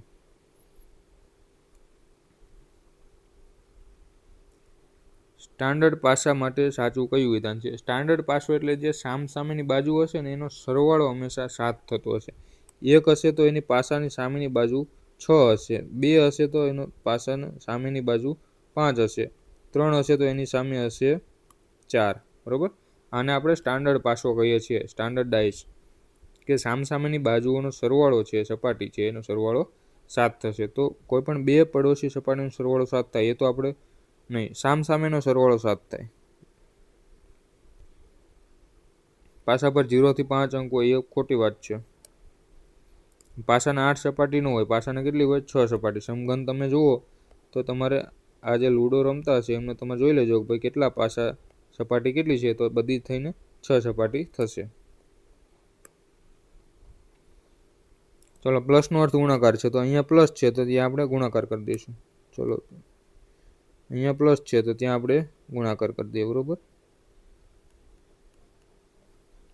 પછી માઇનસનો અર્થ ભાગાકાર, તો અહીંયા આપણે ભાગાકાર કરી દઈએ. ગુણાકારનો અર્થ થશે માઇનસ, અહીંયા ગુણાકાર છે ત્યાં આપણે શું આવશે? માઇનસ. અને ભાગાકારનો અર્થ પ્લસ, તો અહીંયા આપણે પ્લસ કરી દઈએ. હવે આપણે કિંમત શોધવાની છે તો પહેલા ભાગાકાર થશે, તો આ છે આપણો પહેલા ભાગાકાર થશે. 8/4 એટલે 2, અને પછી ગુણાકાર, તો 2 × 2 4. તો 16 + 4 અને -4, તો આ બધે 0 એટલે 16 જે છે આપણો બાકી રહેશે. ચલો, આપેલો શબ્દ છે એના અક્ષરોનો ઉપયોગ કરી નીચેનામાંથી કયો શબ્દ બનાવી શકાતો નથી? ટ્રાન્સપોર્ટેશન શબ્દ આપેલો છે તો ટ્રેન છે, તો અહીંયા આપણે આઈ છે, એ છે, TR, R છે, TR છે, એ છે, 3 તો અહીંયા જ છે, અને N અહીંયા છે, I અહીંયા છે, તો પહેલો શબ્દ તો બને છે. સ્ટેશન, પછી પોર્ટ. તો પોર્ટ તો અહીંયા તમને સામે દેખાય છે, જુઓ અહીંયા ખાલી આટલું તમે જુઓ તો પોર્ટ તો છે. રિપોર્ટ, તો આ રિપોર્ટમાં આપણે ઈ આવ્યો, જુઓ તો આ શબ્દમાં આપણે ક્યાંય ઈ આવતો નથી, તો આપણો જવાબ શું થઈ જશે? રિપોર્ટ. કે ઈ છે જ નહીં તો એમાંથી આપણે ઈ રિપોર્ટ શબ્દ બનાવી શકીએ નહીં. નીચેના શબ્દોને ચડતા કદ અથવા ચડતા ક્રમ મુજબ તાર્કિક રીતે ગોઠવો. તો સૌથી પહેલાં તો સૌથી છેલ્લે શું આવશે? વેલ, માછલી આવશે. છેલ્લે 5 હોય આ ઓપ્શન તો આપણે નીકળી ગયા. સૌથી પહેલાં મચ્છર, તો એ સાચું છે, બંનેમાં છે. પછી 2 અને 4માં જોઈ લ્યો, હાથી અને બિલાડી, તો પહેલાં કોણ આવે? બિલાડી, કેમ કે આપણે ચડતા ક્રમમાં મૂકીએ છીએ તો પહેલાં 4 નંબર આવશે, તો ઓપ્શન એ આપણો જવાબ. સાવ સહેલું પેપર છે, બહુ છે નહીં કંઈ ખાસ પેપરમાં, બરોબર. ખાલી લાંબુ બનાવ્યું છે પેપર, બાકી કંઈ છે નહીં વધારે. અને આવા પ્રશ્નો છે એ આપણે પહેલાં કરી લેવાના છે. આપણે હંમેશા સલાહ એ જ આપી છે કે ભાઈ પહેલો પાર્ટ બને એના કરતાં બીજા પાર્ટમાં થોડાક સહેલા પ્રશ્નો છે, તો પહેલાં આપણે પાછળના પ્રશ્નો કરી લેવાના. ABCDEF એક હરોળમાં ઉત્તર તરફ મોઢું કરીને બેઠા છે. 6 વ્યક્તિ છે. ABCDEF 6 વ્યક્તિ છે. C, A અને E ની વચ્ચે છે, તો A અને E ની વચ્ચે સી છે. ડી કોઈ છેડે નથી, તો ડી છે એ એન્ડ ઉપર નથી. બી ઈની તરફ જમણે છે, ઈની તરફ જમણે છે, તો અહીંયા એક કન્ડિશન તો આપણે આ કેન્સલ થઈ ગઈ, કેમ કે એવી રીતે લઈએ તો ઈની તરફ જમણે સી થઈ જાય. તો અહીંયા ઈ છે એની જમણે કોણ છે આપણે બી. તો 4 તો આપણને ખબર પડી ગઈ બરોબર. અને ટોટલ કેટલા 6 વ્યક્તિ છે, તો 1 2 3 4 5 અને 6. અને એફ જમણા છેડે નથી, એટલે આ જે છે આપણો જમણો છેડો, તો અહીંયા એફ નથી. તો ડાબા છેડે કોણ બેઠું છે એ પૂછ્યું છે. હવે એમ કીધું છે કે ડી જે છે છેડે નથી, ડી ક્યાંય છેડા ઉપર નથી. અને એ સી ઈ બી તો કેટલા છે 4 વ્યક્તિ છે, તો આપણે અહીંથી સ્ટાર્ટ કરીએ એ સી ઈ બી, પછી આપણે બાકી કોણ રહ્યું તો ડી, તો ડી છેડા ઉપર આવી જાય, તો એ તો આપણે પોસિબલ નથી. તો આપણે અહીંથી સ્ટાર્ટ કરીએ, અથવા તો અહીંથી સ્ટાર્ટ કરીએ એ સી ઈ બી. હવે એફ તો છેડે નથી, તો એફ અહીંયા મૂકીએ બરોબર, કેમ કે આ બાજુ એફ નથી, તો અહીંયા ડી આવશે. બાકી ડી રહ્યો તો ડી છેડા આવી ગયો, તો એ પણ આપણું ખોટું છે. તો બે માટે તો આપણે ખોટું પડી ગયું. હવે આપણે અહીંથી સ્ટાર્ટ કરીએ એ સી ઈ અને બી. હવે એફ જે છે એ છેલ્લા ઉપર નથી, એટલે કે આ જમણા છેડે નથી, તો ડાબા છેડે તો હોઈ શકે ને. કેમ ત્યાં મૂકવા, કેમ કે ડી જે છે એ આપણે છેડે નથી લેવાનું, તો ડીને આપણે અહીંયા મૂકી દઈશું. તો ડાબા છેડે કોણ બેઠું છે આપણું એફ, કેમ કે આ આપણો ડાબો છેડો છે. ચલો નીચે આપેલી સંખ્યાઓ છે, જો ઉપરની દરેક સંખ્યાના પ્રથમ અને ત્રીજા અંકની અદલા બદલી કરવામાં આવે તો કઈ સંખ્યા સૌથી મોટી હશે. ઘણા બધા કરે કે અહીંથી પહેલા આખી સંખ્યાઓ બનાવે, એવી રીતે નહીં બનાવવાનું. અંકોની અદલા બદલી કઈ થાય છે, આ બેની થાય છે. 9 હોય પહેલા આવી જાય, 5 હોય છેલ્લે આવી જાય. તો આપણે સૌથી મોટી સંખ્યા કઈ હશે કે જે સૌથી છેલ્લે અંક હોય એ બધામાં પહેલા આવવાનો છે બરોબર. તો સૌથી પહેલા કઈ અંકો આવી જાય, તો આમાં સૌથી પહેલા 9 આવશે, 900 પછી કંઈક બનશે, અહીંયા 400 બનશે, અહીંયા 7 બનશે, અહીંયા 5 બનશે, અને અહીંયા 6 વાળી સંખ્યા, પછી બે આંકડા હશે. તો સૌથી મોટી સંખ્યા કઈ 9 વાળી બને. તો છેલ્લો અંક આપણે જોવાનો હતો, તો કઈ સંખ્યા 519 છે એ સૌથી મોટી બનશે. 85મો પ્રશ્ન એમ કહે છે કે નિવેદન એમ છે કે કંપની એક્સ છે તેના વેચાણમાં ઘટાડો થવાને કારણે તેના 20% કર્મચારીઓની છટણી કરવાનો નિર્ણય લીધો છે, જેથી ખર્ચ ઘટાડી શકાય. કાર્યવાહી શું આપી છે કે કર્મચારીઓ કંપનીના નિર્ણય સામે હડતાલ કરવી જોઈએ. અને કાર્યવાહી 2 છે કે કંપનીએ છટણી કરતા પહેલા અન્ય ખર્ચ ઘટાડાના વિકલ્પો તપાસવા જોઈએ. હવે એક વસ્તુ તમે જુઓ કે કર્મચારીઓ વેચાણમાં ઘટાડો થાય છે. વેચાણમાં ઘટાડો થયો એનો મતલબ કે તમારું ઉત્પાદન છે એ પણ થોડુંક ઘટાડવું પડશે. પછી 20% કર્મચારીઓની છટણી કરવાનો નિર્ણય, એટલે 20% કર્મચારીઓને એમ કહે છે કે ભાઈ તમને છૂટા કરી દઈએ છીએ, જેથી એમના પગારનો ખર્ચો ઘટી શકે. કાર્યવાહી એ કેમ કહે છે કે કંપનીના નિર્ણય સામે હડતાલ કરવી જોઈએ. હવે કોણ જેટલા નીકળે છે એના સપોર્ટમાં બીજા તો આવવાના નથી. અથવા તમે એમ વિચારી શકો ભાઈ જે નીચેના જે છે મજૂર, જે ખર્ચો વધારે છે અથવા જેના કારણે ખર્ચો વધારે છે, એમની કોઈ કંપનીમાં જરૂર નથી, એમને કાઢે તો જે કંપની છે, જે લોકો નથી કાઢતા એ લોકોને તો કંઈ એવું નથી કે ભાઈ આની જરૂર છે, કંપનીને જરૂર નથી એટલે જ કાઢવાના છે. તો એનો કોઈ વિકલ્પ નથી કે ભાઈ હડતાલ કરવી જોઈએ, એ વસ્તુ તો વિકલ્પ નથી. તો કાર્યવાહી 1 તો આપણી બનતી નથી. કાર્યવાહી 2 શું છે કે કંપનીએ છટણી કરતા પહેલા અન્ય ખર્ચ ઘટાડવા સામે વિકલ્પો તપાસવો જોઈએ. તો એ વસ્તુ થોડીક વ્યાજબી દેખાય છે. ભાઈ પહેલાં ડાયરેક્ટ તમે કાઢી ના દેશો કે ભાઈ ખર્ચ ઘટાડી શકાય એના માટે બીજું આપણે શું ઉપાય કરી શકીએ, એ આપણે કરી શકીએ. તો માત્ર વિધાન 2 અનુસરે છે. શું ભારતમાં મતદાન ફરજિયાત બનાવવું જોઈએ? આમાં દલીલ એમ કહે છે કે હા, આ લોકશાહીને વધુ મજબૂત બનાવશે અને સાચો જનમત રજૂ કરશે. પછી દલીલ બીજી છે કે ના, મતદાન કરવું કે નહીં તે વ્યક્તિનો પોતાનો અધિકાર હોવો જોઈએ, એને બળજબરીથી ના કરી શકાય. તો પહેલી વાત તો લોકશાહીનો મતલબ શું છે કે ભાઈ તેમને જે લોકો દ્વારા લોકોની રીતે ચાલતું શાસન છે, એમાં તમે કોઈને ફોર્સ ના કરી શકો. કોઈ એમ કહેતો કે ભાઈ મારે મત નથી આપવો, તો એમાં તમે કોઈ એને ફોર્સ ના કરી શકો બરોબર. કેમ કે ભારત એક લોકશાહી દેશ છે, તો એમાં આપણે કોઈને એવી રીતે બંધારણ આપણને એવું આપતો નથી અધિકાર કે ભાઈ તમે એને બળજબરીપૂર્વક વોટિંગ કરાવો. તો પહેલું વિધાન તો આપણું બનતું નથી. બીજું વિધાન એમ કહે છે કે ના, મતદાન કરવું કે નહીં તે વ્યક્તિનો પોતાનો અધિકાર હોવો જોઈએ, તેને બળજબરી ના કરી શકાય. તો સાચી વાત છે. તો માત્ર 2 વિધાન બીજું છે એ પ્રબળ છે. નેક્સ્ટ જોઈએ, શું ભારતમાં ઉચ્ચ શિક્ષણ મેળવવા માટે લેવામાં આવતી તમામ પ્રવેશ પરીક્ષાઓ ઓનલાઈન જ લેવી જોઈએ? અત્યારે આ વિષય તો બહુ ચર્ચામાં છે, કેમ કે આપણે CC આવી રહી છે, CC 2.0 ઓનલાઈન લેવાશે કે ઓફલાઈન ખબર નથી, અને CC 1માં ઘણાને અનુભવ થઈ ગયો છે કે ભાઈ ઓનલાઈન લેવાની તો શું તકલીફો થઈ હતી. તો પહેલો પ્રશ્ન કે હા, તેનાથી પરીક્ષા પ્રક્રિયામાં પારદર્શિતા આવશે અને પરિણામ ઝડપથી જાહેર કરી શકાશે. તો એ તો થોડુંક લોજિકવાળું મને લાગે છે કે ભાઈ જે પરીક્ષા છે ઓનલાઈન લેવાય તો એમાં એવું કોઈ નથી બનવું પેપર ફૂટવાના છે કે નહીં, એવું કોઈ બનવાનું નથી. તો આ એ પણ એક વેલિડ પોઈન્ટ છે કે ભાઈ એક તો રિઝલ્ટ ઝડપી આવી શકે, કેમ કે આપણે ઓફલાઈન પરીક્ષા હોય તો એમની OMR ચેક કરવાની વ્યવસ્થા બધી કરવાની ઘણો બધો ટાઈમ જાય છે, અને ઓનલાઈન પરીક્ષા હોય તો તમે ડાયરેક્ટ રિઝલ્ટ આપી શકો, એટલે ઝડપી રિઝલ્ટ જાહેર કરી શકાય. તર્ક 2 એમ કહે છે કે ના, ગ્રામીણ વિસ્તારના વિદ્યાર્થીઓ પાસે કોમ્પ્યુટરની પૂરતી સુવિધા કે જ્ઞાન હોતું નથી. તો એ પણ એક વેલિડ પોઈન્ટ છે. આપણે જે ગામડાઓના વિદ્યાર્થીઓ છે એમને કોમ્પ્યુટરમાં બધી પરીક્ષાઓમાં ઓનલાઈન થઈ જાય. ઘણાને હજી માઉસ પકડતા ના આવડતું હોય, બરાબર. આપણે જેમ કે એવી અમુક પટ્ટાવાળાની ભરતીઓ આવે, તો પટ્ટાવાળાની ભરતીઓ આવે તો એમાં કોમ્પ્યુટરનું કોઈ કામ હોતું નથી. હવે એ વ્યક્તિ જે 10 પાસની લાયકાત ધરાવતો હોય, એને કોમ્પ્યુટર આવડતું ના હોય, તો એને ઓનલાઈન પરીક્ષા કઈ રીતે પાસ કરી શકે, ઓનલાઈન લેવાય તો એને થોડીક તકલીફ પડે. તો બીજું વિધાન પણ એમ સાચું હોઈ શકે. તો તર્ક 1 અને 2 બંને પ્રબળ છે. હા, બંને પ્રબળ કહેવાય. ચલો, લોહીના સંબંધો વિશેના વિધાનો ચકાસો અને યોગ્ય ઉત્તર આપો. એ B નો ભાઈ છે, તો A અને B ભાઈ છે.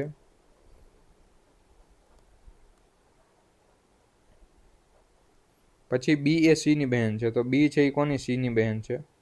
અહીંયા વગર છે એ B નો ભાઈ છે, બરોબર.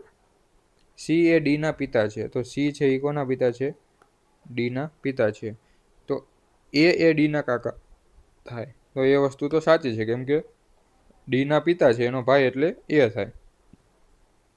તો પહેલું વિધાન તો આપણું સાચું છે. એક સ્ત્રી તરફ આંગળી ચીંધી અશોકે કહ્યું. અશોક એમ કહે છે કે તેની માતા સ્ત્રી છે, તેણી એટલે સ્ત્રી માટે કહે છે કે તેણી છે એ અશોકના પિતાની એકમાત્ર પુત્રી છે. અહીંયા અશોક છે, એના પિતા છે, એની એકમાત્ર પુત્રી એટલે એને પિતાની પુત્રી છે. તો તે સ્ત્રી અશોકની બહેન છે. તો એ વિધાન પણ સાચું છે, કેમ કે અશોકના પિતા એની પુત્રી એટલે એની બહેન થશે. ત્રીજું વિધાન એમ કહે છે કે જો P એ Q નો પતિ હોય, તો P એ Q નો પતિ છે, S એ Q ની માતા હોય, તો Q ની માતા કોણ છે? S. તો P એ S નો સસરો થાય. તો એ વસ્તુ તો ખોટી છે. P છે એ S નો શું થાય? જમાઈ થાય. તો આ વિધાન આપણું ખોટું છે. માત્ર 1 અને 2 સાચા છે. નિવેદન એમ કે છે 89માં પ્રશ્નમાં કે રાજ્યના હાઈવે પર થતા અકસ્માતોની સંખ્યામાં સતત વધારો થઈ રહ્યો છે, જે ચિંતાનો વિષય છે. તો સરકારે કાર્યવાહી શું કરવી જોઈએ? એના માટે 2 આપી છે. કે સરકારે હાઈવે પર વાહનની ગતિ મર્યાદા નક્કી કરવી જોઈએ અને CCTV કેમેરા લગાવવા જોઈએ. તો એ વસ્તુ થોડીક વેલિડ કહેવાય કે ભાઈ વાહનની ગતિ મર્યાદા નક્કી હોય તો હાઈવેમાં એવું બની શકે કે અકસ્માત જેટલા આપણે વધારે અકસ્માતો થાય છે મોસ્ટલી ઓવર સ્પીડના કારણે થતા હોય છે. તો જે સ્પીડ લિમિટ આપેલી હશે તો અને CCTV કેમેરા હશે, પછી તમે એને દંડ આપો, મેમાં આવે છે, ચલણ આવે છે, તો એનાથી આપણે શું થશે કે ભાઈ સ્પીડ લિમિટમાં ચાલશે ગાડીઓ, એટલે અકસ્માતો ઓછા થઈ શકે. તો કાર્યવાહી એક તો આપણી સાચી છે. બીજી શું કહે છે?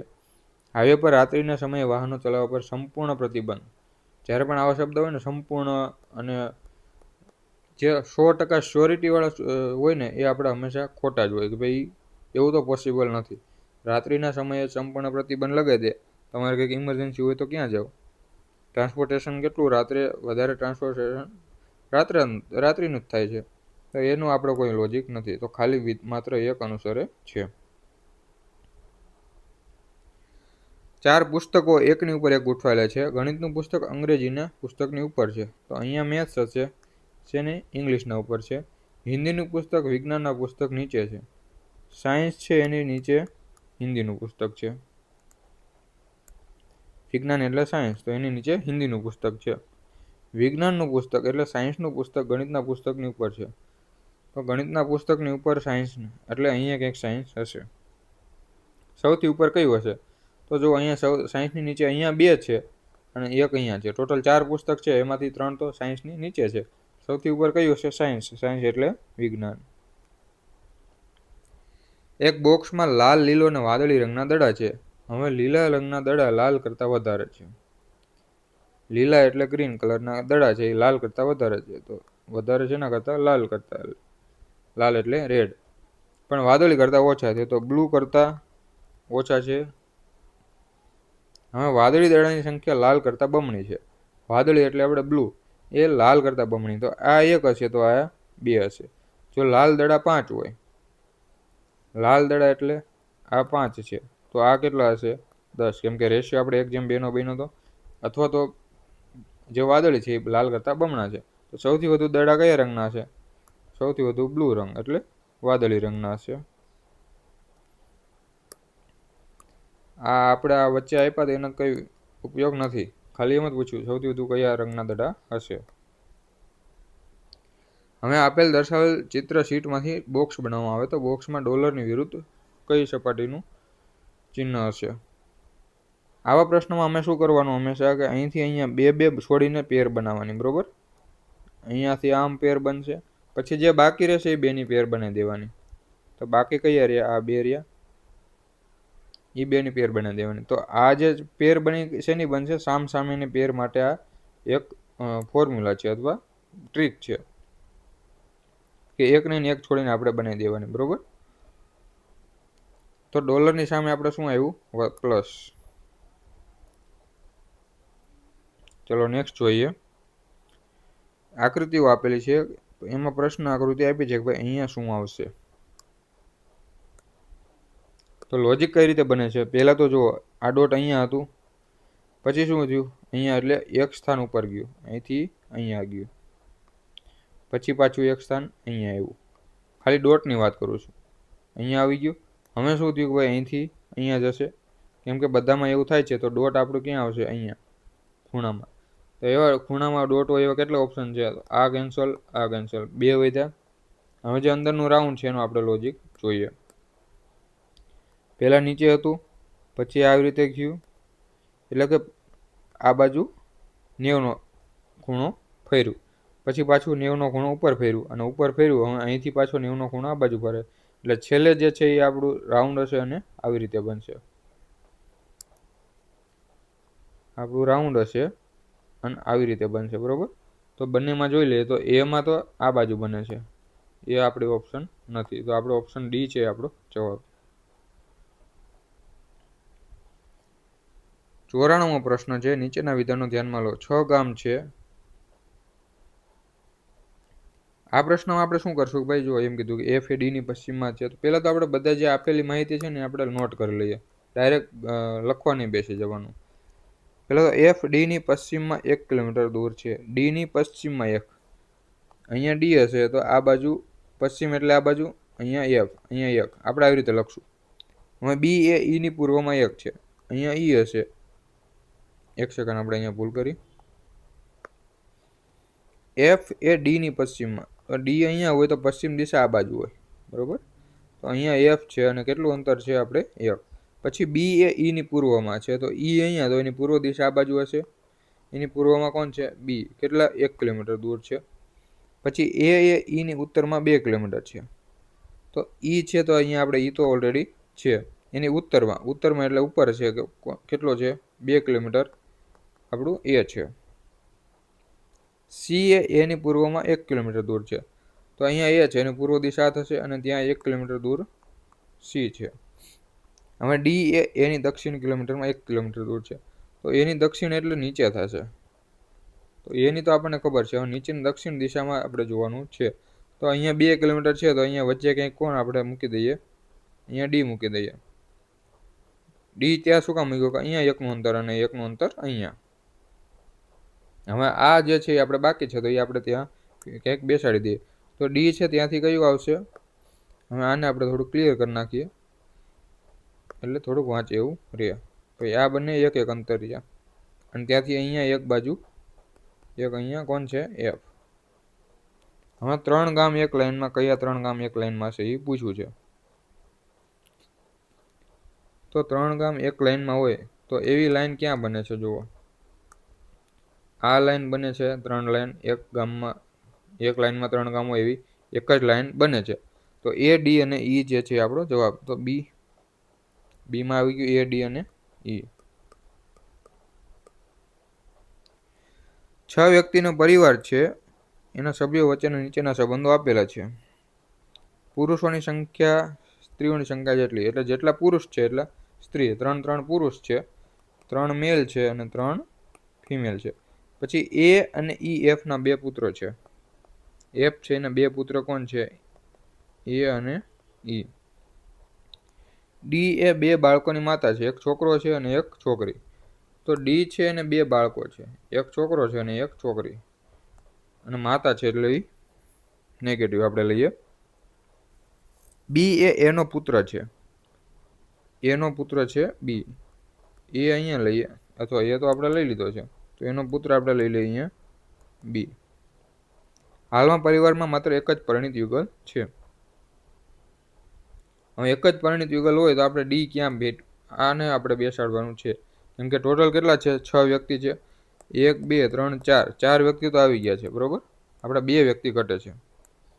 તો એક જ યુગલ હોય તો આપણે ડી અહીંયા લઈ લઈએ. ધારો કે તો અહીંયા એક પુત્ર થઈ ગયો, તો એને અહીંયા હજી શું હશે? એક છોકરી હશે.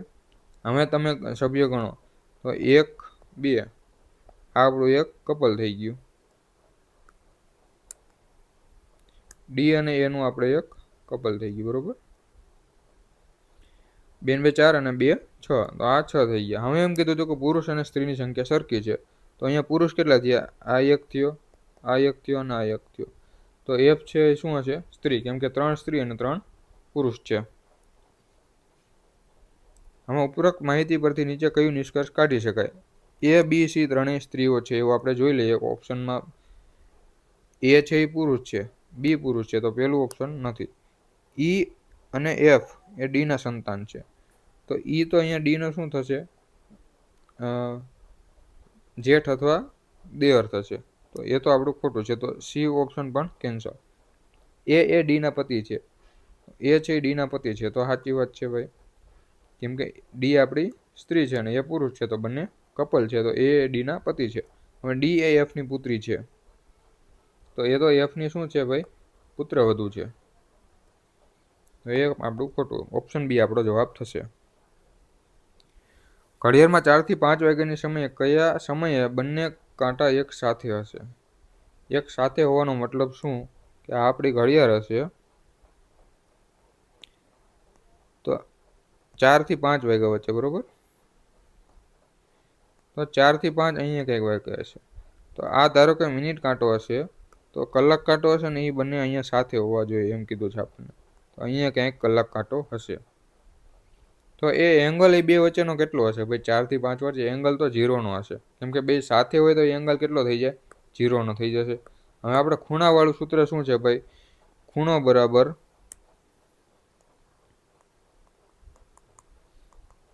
માનાંકમાં આપણે શું લઈએ છીએ ભાઈ? 30 ગુણ્યા h ઓછા 11/2 ગુણ્યા m. હવે ખૂણો આપણે કેટલો છે? 0. 30 અને h 3 થી 4 થી 5 વાગ્યાની વચ્ચે, તો 4 વાગ્યા ને 15 મિનિટ થઈ હોય. ધારો કે 4 થી 20 મિનિટ થઈ, તો કલાક તો કેટલી હોય? 4 વાગ્યાની હશે, તો 4 ગુણ્યા 4 કરીએ, -11/2 એમ. મિનિટની ખબર નથી કેટલા છે, બરોબર. તો 0 નો તો ખૂણો છે. હવે 30 ચોક 120 થાય, અને આ જે છે પ્લસ આ બાજુ આવી જશે, તો 11/2 એમ બરાબર કેટલા થઈ જશે? 120. 120 ગુણ્યા 2 કરો એટલે એમ બરાબર શું થશે? 240/11, કેમ કે 2 છે એ અહીંયા ગુણાકારમાં થશે અને આ જે છે એ નીચે ભાગાકારમાં.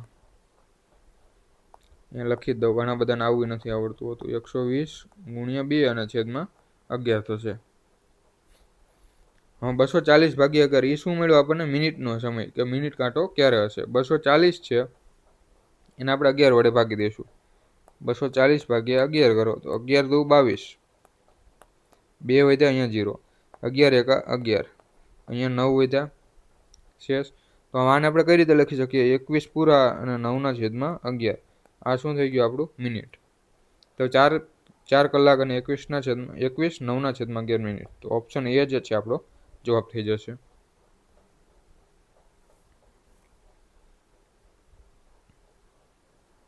ચાલો છેલ્લો 4 પ્રશ્ન છે. મોર્નિંગ વોક દરમિયાન જગમાલે દક્ષિણ તરફ જવાનું ચાલુ કર્યું. દક્ષિણ તરફ ચાલવું કર્યું. 100 મીટર ચાલ્યા પછી ડાબી તરફ વળે છે. અહીંયા 100 મીટર ચાલ્યો, હવે ડાબી તરફ. હવે નીચે દક્ષિણ તરફ જાય છે તો ડાબી બાજુ આ બાજુ હશે અને 100 મીટર બીજું ચાલે છે. તો આ બાજુ જઈને બીજી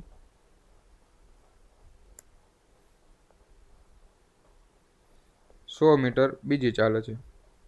પછી જમણી તરફ વળ્યો અને 50 મીટર ચાલ્યો. હવે જમણી તરફ એટલે નીચેની સાઈડ થશે. 50 બીજું ચાલ્યો. પછી તે પશ્ચિમ તરફ વળ્યો અને 200 મીટર ચાલ્યો. પશ્ચિમ તરફ એટલે આ બાજુ હોય છે. કેટલું ચાલ્યો? 200 મીટર. તો 100 તો અહીંયા સુધી હતું, અહીંયા સુધી 100 હતા. 100 બીજું અહીંયા સુધી. હવે અહીંયા પહોંચ્યો. આગળ બાદ તેની જમણી તરફ વળ્યો અને 200 મીટર સુધી આગળ ચાલ્યો. તો અહીંથી ઉપર જાય એટલે જમણી બાજુ થશે. કેટલું ચાલે છે? 200 મીટર સુધી. તો અહીંયા સુધી તમે જુઓ તો અહીંયા 100 છે આ, અને આ નીચેનું 50 છે. તો 150 છે એટલે અહીંયા સુધી આપણું 150 છે અને 50 બીજું ઉપર છે.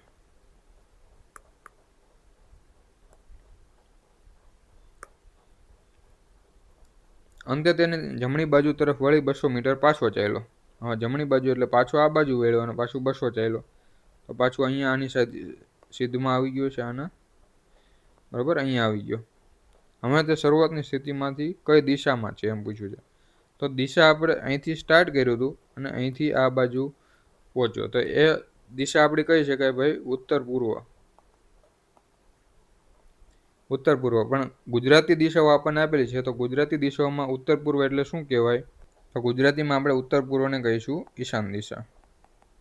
બરોબર, તો આપણો જવાબ આવશે ઈશાન. એક ટેબલ પર લાલ, લીલા અને પીળા રંગના કેટલાક દડા છે.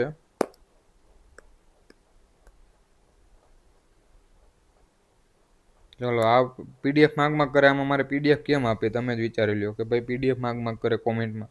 આ પીડીએફનું તમે શું કરશો? હવે એક ટેબલ છે, એની તરફ લાલ, લીલા અને પીળા રંગના કેટલાક દડા પડ્યા છે. જેટલા લાલ દડા છે તેટલા જ પીળા છે. કયા કયા પડ્યા? ભાઈ લાલ, લીલા એટલે ગ્રીન અને પીળા એટલે યલો. જેટલા લાલ છે એટલા જ પીળા છે. લાલ ધારો કે 1 હોય તો પીળા પણ 1 હશે. આપણે ગુણોત્તર બનાવીએ છીએ, બરોબર. હવે લીલા દડા કરતાં પીળા દડા બમણા છે. લીલા દડા આપણે 1 હોય તો પીળા દડા આપણે બમણા છે, તો 2 હશે. હવે આપણે રેશિયો બેલેન્સ કરતા શીખવાડેલું છે. ઉપરના ગુણોત્તર 2 વડે, નીચે 1 વડે ગુણ દઈએ. તો 2 અને અહીંયા 1 અને અહીંયા 2 આવી રીતે થઈ જશે. તો લાલ દડાની સંખ્યા. હવે આ વસ્તુ તમે જુઓ, અહીંયા તમને ખાલી ગુણોત્તર મળે, બરોબર.